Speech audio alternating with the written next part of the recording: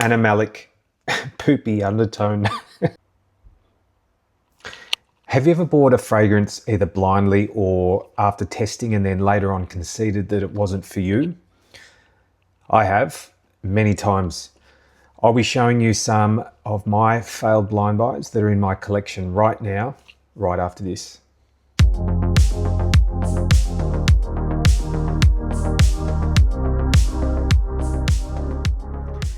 G'day everyone, welcome back to Mr Scentric. You're with Mark. Yes, I've had more failed fragrance buys than I'm prepared to say, but am I alone? Please let me know in the comments so that I don't feel so silly. Over my journey, I've collected many fragrances that just weren't for me and I've sold them or traded them. Right now I have a bunch that I just can't convince myself to either like or wear. These are all vintage fragrances. As you know, I do collect vintage and it's a bit of a risk because they're not mass appealing. It's either a love or hate. So these are a mixture of men's and women's fragrances and I'm going to run through them real quick. The first fragrance on my list is called Holsten Z14. This was released in 1974. It's a well-known masculine fragrance that's reminiscent of another fragrance on my list. It's supposed to be leathery, piney and herbal, but mine's a reformulation and what I get is literally water with a drop of lemon and herbs. There's barely any scent at all. To me, it just smells like old herb water.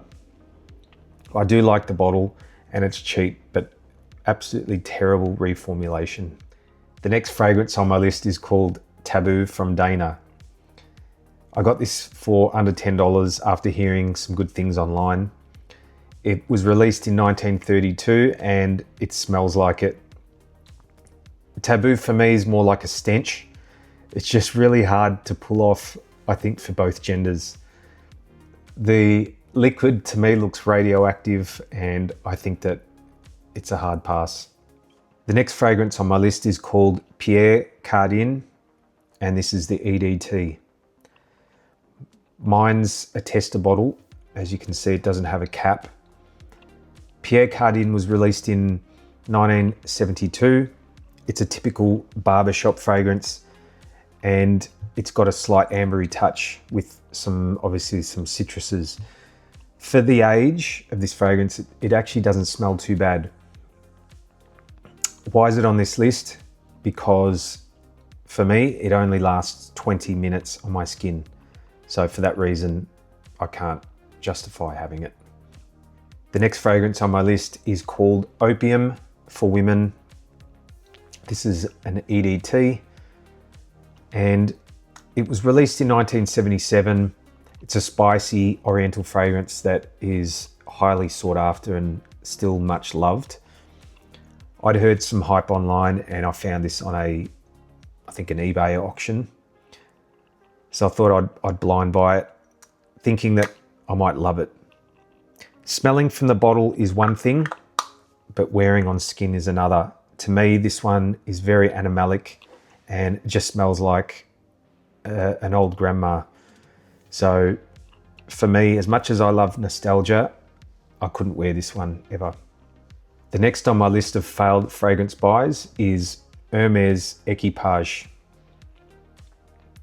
I thought I was getting a really good deal on this when I purchased it off Facebook, but when I received it, I realized that it's not the EDT, it's the aftershave splash. Smells like pure mothballs.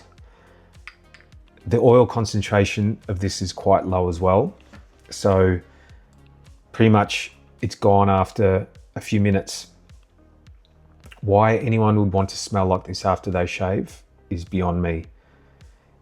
The moral of the story is do check before you blind buy to make sure you're getting the right concentration. The next fragrance on my list is called Salvador Dali EDT. This is the women's version. It's a very interesting looking bottle. I saw this on Ramsey's channel. He was talking highly about it, but he was talking about the men's version. I accidentally purchased the women's version. Look, it's not a bad smell. it just doesn't work on my skin and it's a bit light. So if you like classic fragrances that aren't too heavy, this might be for you. It's a Chypre style fragrance.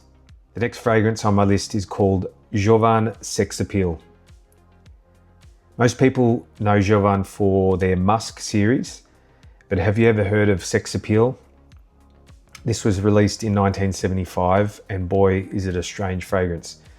In fact, this is the only one I'll be showing you the box because I just had to read the marketing. Mind you, this is from 1975. Sex Appeal. Now you don't have to be born with it. This provocative, stimulating blend of rare spices and herbs was created by man for the sole purpose of attracting women at will. Man can never have enough. That is so cringeworthy. But I can tell you there's nothing sexy about Jovan Sex Appeal. To me, this smells like an old fruitcake that's been sitting in a dusty drawer for the last 40 years. Absolutely putrid. The next fragrance on my list is called Passion by Elizabeth Taylor, and this is the women's version, which I purchased by mistake. Again, I didn't learn from my mistakes. This was released in 1988. It's a spicy, woody floral fragrance. When I first sprayed, I thought maybe I might like it. I was kind of on the fence, but after wearing it on skin, it just doesn't work for me. To me, it smells old, dusty, and animalic. I haven't tried the men's version, so if you have, let me know if it's worth picking up. The next fragrance on my list is called Grey Flannel by Jeffrey Bean. This peculiar fragrance was released in 1975 and it does get some hype online. It's heavy on violet and galbanum, so it smells very green and plant-like. If you want to smell like freshly cut grass that's been sitting in the lawnmower for the last 20 years, then this one's for you. The name is odd and so is the smell. The next on my list of failed fragrance buys is called Chanel No. 5, and this is the Eau de Cologne. I'd smelt the current formula of Chanel No. 5 and I was intrigued, so when I saw this online, I purchased it thinking that it would be better. It's very floral, aldehydic, powdery, and quite animalic. It's nothing like the current formula. And for me, it just smells like straight up used nappies or diapers, as you would call it in the US. It just smells like straight up poo.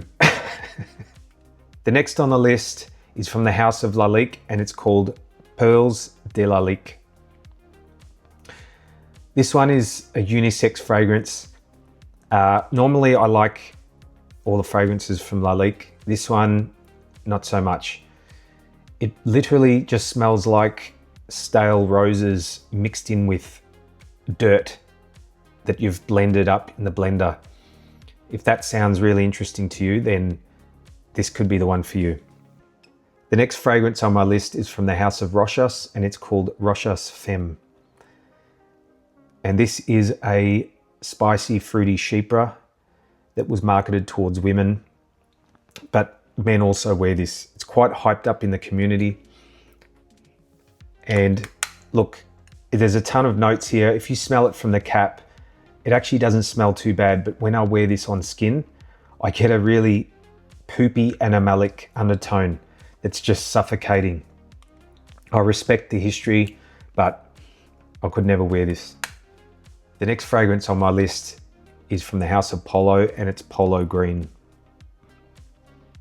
Now this one for me is confusing because I remember wearing Polo Green a long time ago.